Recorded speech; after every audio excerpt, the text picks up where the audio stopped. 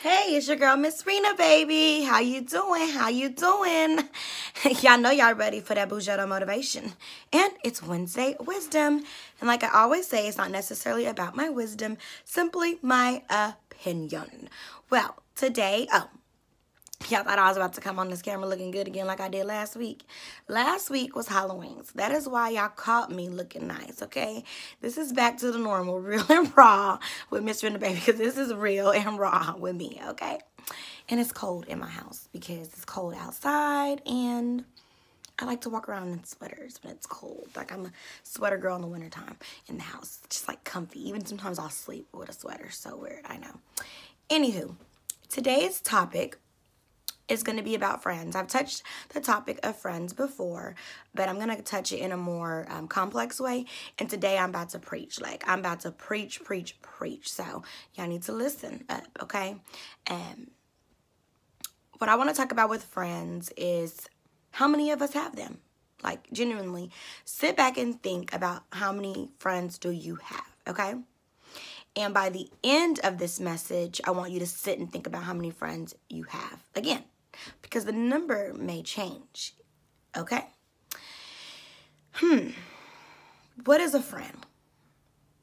A friend is somebody who is genuinely there for your best interest, someone who loves you, who has your back, who supports you, who motivates you, who you have fun with, who you connect with, who you vibe with, who you share your secrets with, who you grow with, who you love their kids like they're yours. Friends are more like family, in my opinion. Friendships require an amount of time, effort, patience, loyalty, disagreements, getting into it, fall out, make up, kiss and make up again, like we did in elementary on the playground with our friends. That is a friend. As you journey through life, you may feel like you have a lot of friends or a few friends. And nowadays, you know, everybody's like, I ain't got no friends, you know, because everybody's so independent. They don't need nobody and they don't mess with people, and everybody just so cold-hearted in 2018. So ain't nobody got no friends. But for my non-cold-hearted people who are not with the 2018 trend that consider themselves having friends, I want you to really evaluate and think about these friendships. A friend is not just somebody that you've known for a decade. A lot of times we feel like because we've been friends with somebody for a decade that makes them a good friend or our friend, or we are required to maintain that friendship. No, that's not what determines it. Now, if they've been a good friend throughout that decade, then that time adds. It gives them like bonus points, like, you know, like the cake with the icing on top and the sprinkles and the cherry. Like, it makes it all of that. You know what I mean? But stop feeling like you have to be held hostage in a friendship because you've been friends with somebody for so long. That's number one. Number two, how many times have you been able to call your friend and they've been there for you? Mentally, first and foremost. Emotionally. Mentally and emotionally, first and foremost, is the most important way, in my opinion, for a friend to be there for you, because we all understand that we all have lives and different responsibilities. So they may not be able to help you financially at times if you're going through a struggle, but they should be able to help you mentally and emotionally. That's a friendship. Meaning, if I call you and I'm telling you something that's going on with me and I'm really concerned about my situation, do you listen? Do you try to give sound advice? And even if you can't give sound advice, do you listen? Do you try to console me? Do you talk about praying for me? Do you ask me, do I just need somebody to come sit in silence with you while you cry? Like, do you ask me those things? Or while I'm in the midst of going through turmoil in my life and I'm telling you about my story, are you switching it on to what you're doing and what's going on in your life all of a sudden? And it ain't even nothing that's relatable to my situation. Like, I can understand, like, when you tell somebody something about you, how they might mention something that's going on in their life because it's relatable to you. Because sometimes it's easier for you to console somebody by giving examples of what you've been through and how you've dealt with them, or, you know, to not feel alone. Unfortunately, people don't like to feel alone. So as bad as it may sound, sometimes, you know, hearing that somebody can relate can help. So that's when it's okay to talk about yourself, but I'm saying like in the instance of me pouring my heart out and then all you could talk about is, yeah, girl, I'm about to go to the nail shop and get my nails done today, and oh, I'm about to go have some drinks, and oh, I met this dude, and like, are you being mindful of what's going on in my life, my situation? Like, does it even matter to you? Like at all? And 9 times out of 10, it doesn't. That's not a friend. Be mindful of the people that ask you what's going on. What can I do to help you? And then when you get deep into your story of what's going on, like I said, they either switch to something that's totally off subject and then gloat about how wonderful their life is going, not even thinking about your feelings at the moment. Or they say, let me help you. But then when you tell them like what's going on, they don't offer to help in any way that they can. 9 times out of 10, when you're going through something, somebody can help you.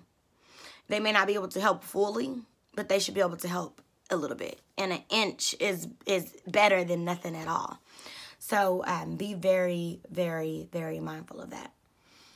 Another sign. When you do things for people, you do it out the kindness of your heart, right? Do you? I hope so. Because when I do things, I genuinely can say I do them out of the kindness of my heart. However, when you're going through something and nobody is there for you, nobody lends a hand, nobody helps you, it makes you start thinking about all the times you did something for that person. Like, I remember that time I did this for Susie, I did that for Susie, I made sure Susie had this, I made sure Susie had that.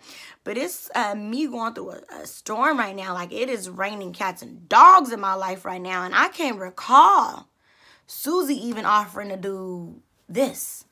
She may not be able to do this and that, but she ain't even offered to do this, and I done did this, that, and the third for Susie. You know, you have to be mindful of that. Another thing, spending time with you. A friendship is a relationship. It requires time. If you can't make a point to spend time with me, I know we're grown. So I'm not saying like spend all the time in the world like we used to when we was in high school. We're grown. Like, we all have bills. We all have responsibilities. Some have children. Like, I understand 100%. But you can make time for your friends. Like, I sit back and look at things, you know, like, you might not party that much no more. And all your homegirls are still hitting the club 24/7. The minute that you're not partying with them no more, you lose those friendships. But they claim y'all still friends. But y'all don't talk. Y'all don't hang out that much. Like, that's not a friendship, because you should be able to find other things to do with me besides the club. I don't party, but you ate dinner before you went to the club, right? And you had a drink before you went to the club, right? So why you didn't call me to go to dinner and have a drink with you before you went to the club? I didn't have to go to the club with you, but I could have did that with you. You have children, right? I have children, right? We could have did a play date with our kids so we could sit over and talk and catch up on life. So that just shows you right there that that friendship was only solid because you had that one thing in common, and that was the party. And after the party's gone, you probably have nothing else in common. So that's why you don't hang out outside of the club, because it'll probably be kind of awkward. Like, what are we supposed to do? Like, I don't know what else to do with Susie, because all me and Susie ever did was shake booty, you know? And that's just an example. I can go deeper, like when people get married and people stop hanging out with them. Oh, she's married. No, married people are supposed to hang out with married people. Yes, married people do need to hang out with married people, but to a certain extent. Just because I'm married don't mean I can't have a friend that's not married. I just can't go do certain things with my friend that she does that are single people's activities. But we can do other activities like go to the spa. We can go to the nail shop. Just because I'm married don't mean I don't get my nails done. I still want to look good for my husband. You want to get your nails done for Tom, John, and Bob, and I want to get my nails done for my husband. We can still go do that together, can't we? So that's just another example. Make time. If I'm your friend, make time. Like, don't just be my friend when it's convenient for you. Another one. Those friends who they your bestie when they going through something. Like when they got dumped by their man, when they single, when they feeling frisky, or it might be opposite when they meet a new man that likes to party or kick it a lot. So now they're your friend, so they can be in the spotlight and they can kick it. And y'all the best of friends, they calling you every day, hanging out all the time. But then all of a sudden when something shifts in their life, like that man leaves them, the party man that likes to go, oh, they don't go nowhere with you no more. Or when they get a man, the ones that were single, they get a man, and they got this, you know, newfound relationship and all this new stuff. Now they don't talk to you no more. Because it was a friend of convenience. You was using me until you found a relationship. Like, so you done pushed me to the side. But then you want to say, oh, I'm still your friend. We just don't talk that much. No. That's not how, that's just not fair. But the main thing today when it comes to friendships that I want to address is that friendships are not selfish. You have to be somewhat selfless to be somebody's friend. And I think we don't look at it that intense and that deep, because we all have that mind frame at times, you know, especially with females. I don't deal with a lot of females. She ain't screwing me. She don't pay my bills, so, you know, blah, blah, blah, blah, blah. But why does that have to be the things that she needs to do for you to be a genuine friend, to be a good friend to somebody? We have to learn as we get older to be around people that match our energy, that match our vision. You cannot be around people that match your past or what you was doing. You need to be around people that match your future and your vision that you see for yourself. Because in order to create the vision, you had to see it. In order to make the vision become a reality, you have to do it. Therefore, you have to move forward in your life. And that means that sometimes you have to move forward in relationships and friendships that bring and add value to that vision. We need friendships for people that are trying to live a positive, and I say we because anybody that I feel that watches my channel, that is subscribing to my channel, is a person that wants more. So therefore, I'm going to say we. Yes, you, sis. Yes, you. Yes, you. Yes, you. We and you and me. We. Okay? We want better. You don't know how good it feels to have a friend that prays for you. A friend that motivates you. A friend that encourages you. A friend that lends a hand without you even having to ask. A friend that asks, are things getting better? Do you and your kids need something? Even if they can't give it to you, they look out for other ways to make it happen for you. They go hard for you. That is a friend, okay? So all that, this person ain't, I don't care. You're in a relationship with your friends, minus the sex unless you're with that kinky stuff, okay? But if you ain't with the kinky stuff and it's genuinely a friendship, it's a relationship. So you need to learn to be a friend to your friends. Don't make your friends feel bad or uncomfortable to ask you for help. Don't make your friends feel less than because they need you. There we go, raggedy bun. Don't make your friends feel that way. Because real friends don't make you feel that way. They don't break down your confidence. They don't kick you when you're down. They don't tell your secrets. They don't rain on your parade. They don't let you sulk and be sad and miserable, okay, by yourself. Not saying that you're supposed to add them to your misery, bring them in, but they come over and uplift your spirits with a glass of wine, with something, okay? So reevaluate yourself and recognize if you're a friend. Have you been a friend lately to your friends, especially the ones that have been a friend to you? I've had to reality check myself at times. I haven't always been the best friend, but I know that that's the goal. That's the goal. I'm not going to continue on with a friendship with a person if my goal is not to be the best friend, okay? In any friendship that I'm in, I want to be the best friend in all those friendships. So that is it. That is all. Next week, I'll have some juicy for y'all. I think I'm going to talk about the size matter. Does it, ladies? Ponder on it. Let me know. Hit me up.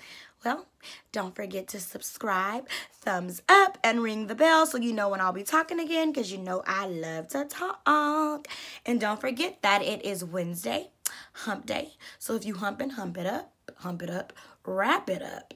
And like I always say, don't be humping on nobody's man, sis.